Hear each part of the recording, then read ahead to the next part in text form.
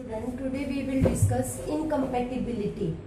अगर हम इनकम्पैटिबिलिटी क्या है कि किसी भी जो फ्यूजिंग गैमेट्स है उनका आपस में फ्यूज होकर एक वायबल एक फर्टाइल ऑफस्प्रिंग ना बनाना, that is called the incompatibility. Means inability of gametes to fuse and form viable offspring. तो उसे हम क्या नाम दे देंगे? इनकम्पैटिबिलिटी। सपोज करो पोलन ग्रेन स्टिग्मा की सरफेस पे ग्रो नहीं होगी तो आगे जो ऑफस्प्रिंग डेवलपमेंट है वो नहीं हो पाएगा। दिस इज कॉल्ड इनकम्पैटिबिलिटी का नाम दिया जाता है। ये इनकम्पैटिबिलिटी दो प्रकार से है। It is of two type. Number one, interspecific, and number two self incompatibility. Self incompatibility.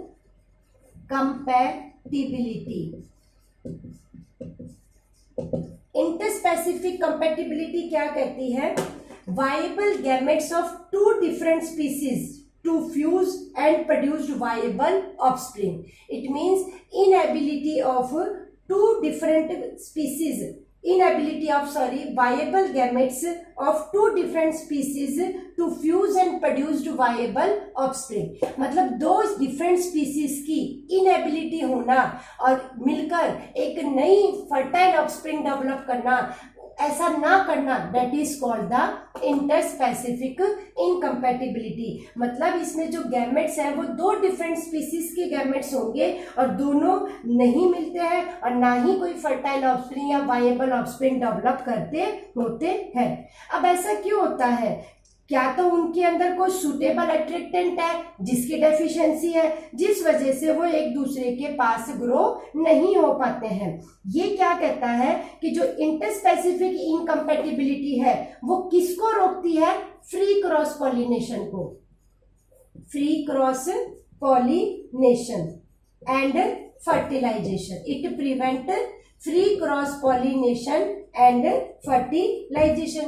तो हम बोल सकते हैं कि ये नेचुरल बैरियर है in the fusion of interspecific gametes and helpful in maintaining genetic viability of two different species. मतलब दो डिफरेंट स्पीसीज कभी भी फ्यूज होकर एक वायबल ऑफस्प्रिंग डेवलप नहीं करेगी, तो इसने क्रॉस पॉलिनेशन को रोक दिया और एक नेचुरल बैरियर का काम करा ऑटोमेटिकली कि दो डिफरेंट स्पीसीज कभी भी फ्यूज होकर एक फर्टाइल गैमेट्स या फर्टाइल ऑफस्प्रिंग की डेवलपमेंट नहीं कर पाएंगे। This is called interspecific incompatibility. Next आता है सेल्फ इनकम्पैटिबिलिटी। ये क्या कहता है? इनएबिलिटी ऑफ इंटरसेक्सुअल प्लांट, मतलब जिसमें मेल और फीमेल दोनों एक ही इंडिविजुअल के अंदर हो, to produce viable seeds on self pollination. मतलब ये सेल्फ पॉलिनेशन को रोकते हैं और किसको प्रमोट कर रहे हैं? क्रॉस पॉलिनेशन को। तो जो सेल्फ इनकम्पैटिबिलिटी है इसके अंदर क्या कहता है? एक ही स्पीसीज के दोनों गैमेट्स फ्यूज होकर नहीं होते हैं और वायबल ऑफस्प्रिंग की डेवलपमेंट नहीं करते होते हैं। इसको हम इंट्रास्पेसिफिक इनकम्पैटिबिलिटी भी बोल सकते हैं। क्या बोल सकते हैं? Intraspecific incompatibility. तो इसके अंदर एक ही इंडिविजुअल मतलब एक ही प्लांट के जो गैमेट्स हैं वो फ्यूज नहीं होते हैं और फर्टाइल ऑफस्प्रिंग डेवलप नहीं करते। तो इसने किसको रोका? सेल्फ पॉलिनेशन को। और किसको प्रमोट करते हैं? क्रॉस पॉलिनेशन को प्रमोट करते होते हैं। ये जो सेल्फ इनकम्पैटिबिलिटी है ये दो प्रकार से हो सकती है, एक मोर्फोलॉजिकल भी और एक फिजियोलॉजिकल भी। मोर्फोलॉजिकल हम लास्ट वीडियो में डिस्कस कर चुके हैं। मैंने आपको दो प्रकार के स्टाइल बताए थे, तीन प्रकार के स्टाइल बताए थे। जब हमने आउटब्रीडिंग डिवाइस किए थे उसमें हमने इस टॉपिक को डिटेल में कवर किया था, डाई हेट्रोस्टाइली, ट्राई हेट्रोस्टाइली। तो यहाँ हम इसको कवर नहीं करेंगे। तो फिजियोलॉजिकल जो इनकम्पैटिबिलिटी है, सेल्फ इनकम्पैटिबिलिटी, उसे हम क्या करेंगे? यहाँ पर डिस्कस करेंगे। ये क्या कहता है? ये इनकम्पैटिबिलिटी जो है वो डिटरमाइन होती है एस जीन की मदद से। With multiple allele. S gene की मतलब क्या कहता है, डिटरमाइन करेगा कि वो स्पीस वो ऑफस्प्रिंग ग्रो करेगा या वो गैमेट्स ग्रो करेंगे या फिर नहीं करेंगे।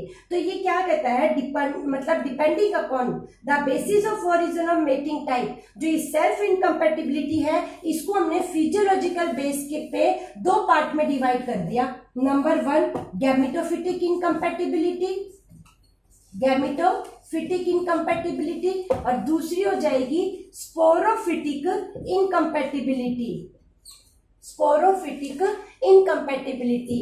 तो सबसे पहले हम डिस्कस करेंगे गैमेटोफिटिक इनकम्पैटिबिलिटी।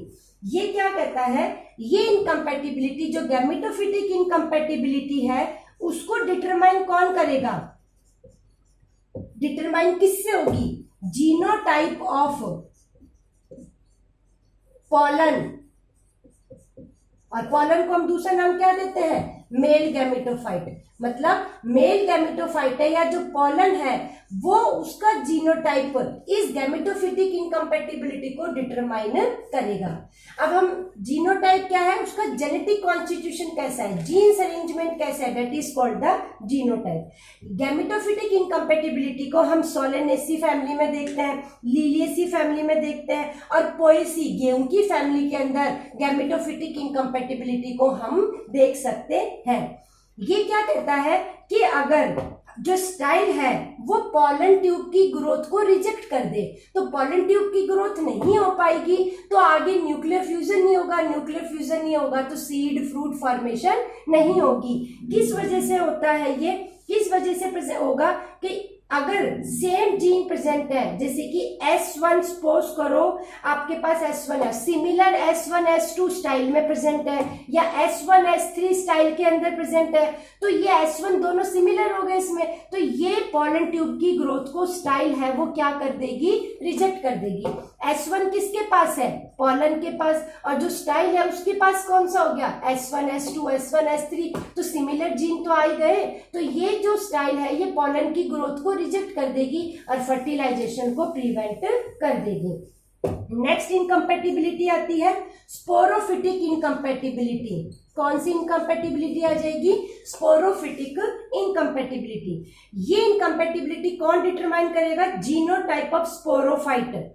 जो स्पोरोफाइट है, जो स्पोर बियरिंग प्लांट है वो डिटरमाइन करेगा स्पोरोफिटिक इनकम्पैटिबिलिटी को। यहाँ पर जो स्टिग्मा है वहां पर पॉलन ग्रेन रिजेक्शन हो जाएगा, पॉलन ट्यूब तक तो बात ही नहीं पहुंचेगी। तो जो क्या कहता है, जितने भी पॉलन है जो प्लांट है उसमें सिमिलर एलील या सिमिलर जीन प्रेजेंट होंगे। ये हम कैसे, वही बात है जैसे S2 S3 है, ये किस प्लांट पे ग्रो नहीं कर पाएगी, S1 S2 पे, S2 S3 के ऊपर या S2 S4 के ऊपर ये ग्रो नहीं कर पाएंगे। तो मान लो पॉलन के अंदर ये जीन है तो वो पॉलन किस स्टिग्मा के सरफेस पे ग्रो नहीं कर पाएगी, S1 S2 S2 S3 S2 S4। मतलब एक अगर सिमिलर जीन भी आ गया तो ये उसकी ग्रोथ को सुप्रेस कर देंगे, रोक देंगे। मतलब यहाँ स्टाइल के अंदर सिमिलर जीन आ गया S2 S2 और पॉलन में भी आ गए तो इसकी ग्रोथ को रोक देंगे, और ये स्पोरोफाइट के जीनोटाइप डिटरमाइन करेंगे इस कंपैटिबिलिटी को। तो जो ब्रेसिकेसी फैमिली है, सरसों की फैमिली है, उस फैमिली में हम किसको डिटरमाइन, किसको देख सकते हैं, स्पोरोफिटिक इनकम्पैटिबिलिटी को देख सकते हैं। नेक्स्ट टॉपिक आता है एपोमिक्सिस। एपोमिक्सिस, एपो का मतलब होता है विदाउट और मिक्सिस का मतलब होता है फ्यूजन या टूगेदर, या आप एक सिंपल लैंग्वेज लगा लो, फ्यूजन ही लगा लो। तो विदाउट फ्यूजन अगर डेवलपमेंट हो रही है दैट इज कॉल्ड एपोमिक्सिस। ये क्या कहता है, जो एपोमिक्सिस है इसमें न्यू इंडिविजुअल बनता है by asexual method. Asexual method की मदद से न्यू इंडिविजुअल बनता है। ये किसको फॉलो करता है, सेक्सुअल रिप्रोडक्शन को भी फॉलो करता है। मिमिक, मिमिक होता है उसकी कॉपी करना, मिमिक करेगा सेक्सुअल रिप्रोडक्शन को। कैसे करेगा, सीड फॉर्मेशन तो होगी लेकिन उसका फ्यूजन नहीं होगा गैमेट्स का। तो जब गैमेट का फ्यूजन नहीं है तो क्या हो गया, एसेक्सुअल। और सीड फॉर्मेशन हो रही है तो कौन सा हो गया, sexual. This is called apomixis. तो एपोमिक्सिस क्या कहता है कि formation of new individual bye asexual method which mimic sexual reproduction including seed formation but do not involve fusion of gametes. This is called apomixis. तो apomixis के अंदर जो individual develop होते हैं, जो ऑफस्प्रिंग डेवलप हुई है, वो बिल्कुल जेनेटिकली सिमिलर किसके होगी, पेरेंट्स के। और जेनेटिकल सिमिलर पेरेंट्स के ऑफस्प्रिंग है तो उसको हम क्या नाम दे देंगे, क्लोन। क्या नाम दे सकते हैं, क्लोन। अब ये एपोमिक्सिस कैसे हो सकती है, सबसे पहला इसका कैसे होगी, ये एगैमोस्पर्मी।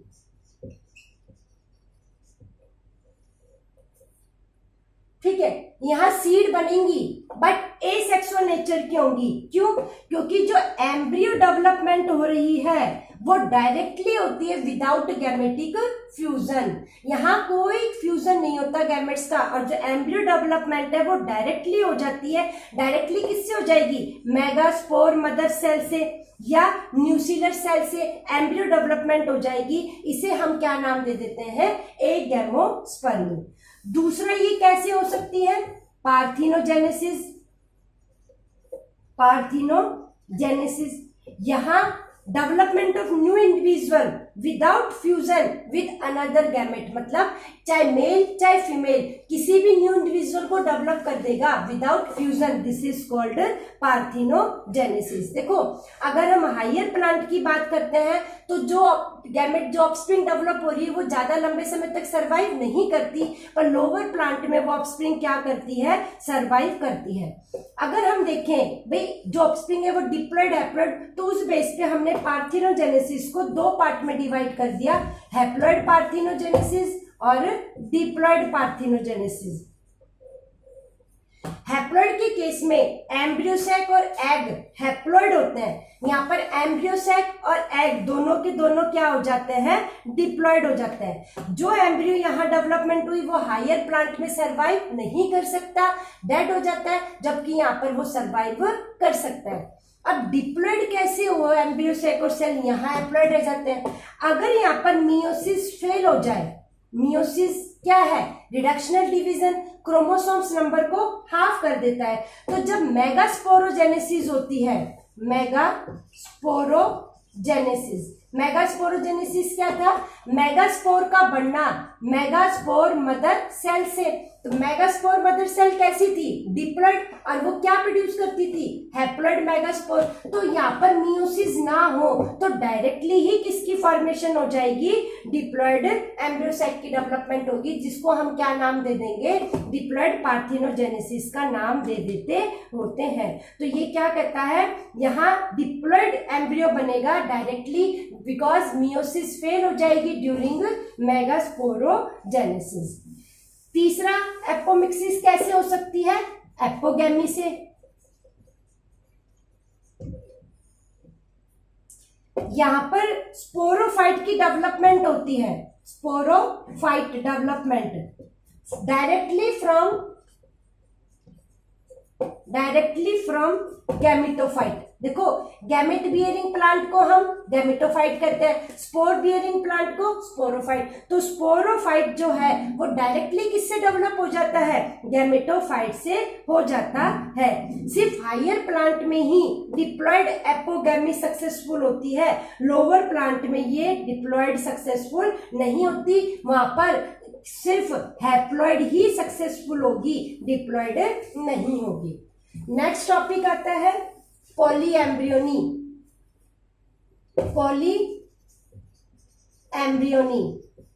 पॉलीएम्ब्रियोनी को किसने डिस्कवर किया था, लीवेनहुक ने 1719 में, और किस प्लांट में, सिट्रस के अंदर।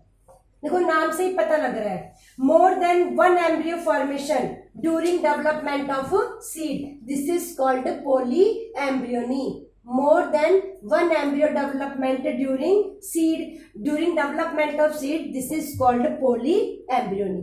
अब कैसे हुआ, कैसे एक से अधिक एम्ब्रियो फॉर्मेशन हो जाती है, वो हम पढ़ेंगे। सबसे पहले है simple polyembryony. Simple polyembryony कब होगी simple polyembryony? Due to fertilisation of more then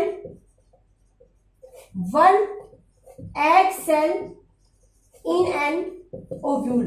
अगर एक ओव्यूल में एक से अधिक एग सेल के साथ फर्टिलाइजेशन हो जाए तो क्या डेवलप करेगा?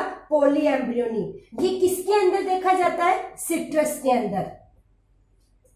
किसके अंदर देखा जाता है? सिट्रस। अब ये कंडीशन कब आएगी?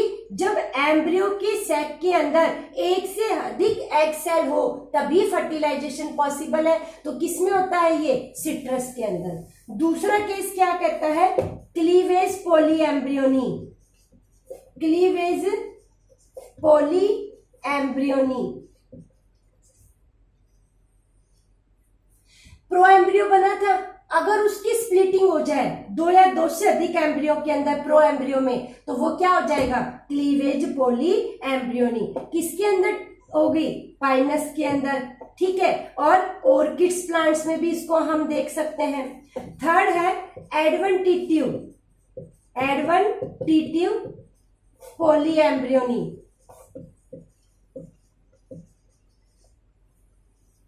अगर ओव्यूल में सिनर्जिड्स भी, एंटीपोडल सेल भी, न्यूसिलस भी, इंटेगुमेंट भी, बाकी दूसरे पार्ट भी एम्ब्रियो फॉर्मेशन में इन्वॉल्व हो जाए, that is called adventitive polyembryony. कहाँ कहाँ ऑब्जर्व की जाएगी? ओनियन में, ग्राउंड नट में, सीट्रस में भी इसको हम ऑब्जर्व करते हैं। मतलब एग सेल के अलावा दूसरे पार्ट भी एम्ब्रियो फॉर्मेशन में हेल्प करें तो उसे हम क्या नाम दे देंगे? एडवेंटिटिव पॉली एम्ब्रियोनी। अब एक एपोमिक्सिस का सबसे बड़ा फायदा है, हम लोग हाइब्रिड सीड डेवलप करवाते हैं। ये हाइब्रिड सीड एक बार ग्रो होने के बाद अपना जो हाइब्रिड नेचर है, हाइब्रिड मतलब जो कैरेक्टर हमने मिक्सिंग करे हैं, उसको क्या कर देता है? खत्म कर देता है। बिकॉज ऑफ सेग्रीगेशन, जो जीन है वो सेग्रीगेट हो जाते हैं सेकंड जनरेशन, मतलब अलग हो जाता है। तो हमें दोबारा से हाइब्रिड प्लांट ग्रो करवाने पड़ते हैं, फिर उनकी सीड लेनी पड़ती है, तो ये काफी कॉस्टली प्रोसेस हो जाता है। तो हमने अभी क्या पढ़ा था कि एपोमिक्सिस के अंदर क्या कहते हैं? एम्ब्रियो जो होता है एपोमिटिक सीड्स में वो डिप्लॉइड नेचर का होता है, तो उसके अंदर कैरेक्टर जो जीन्स हैं वो सेग्रीगेट नहीं होंगे, क्योंकि एपोमिक्सिस से डायरेक्टली हम डिप्लॉइड एम्ब्रियो डेवलपमेंट कर रहे हैं।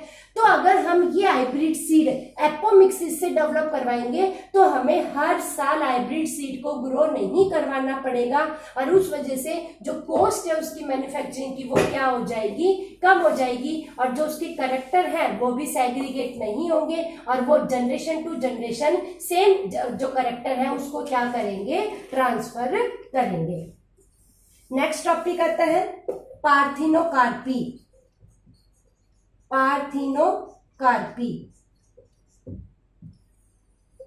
Formation of fruit without fertilisation.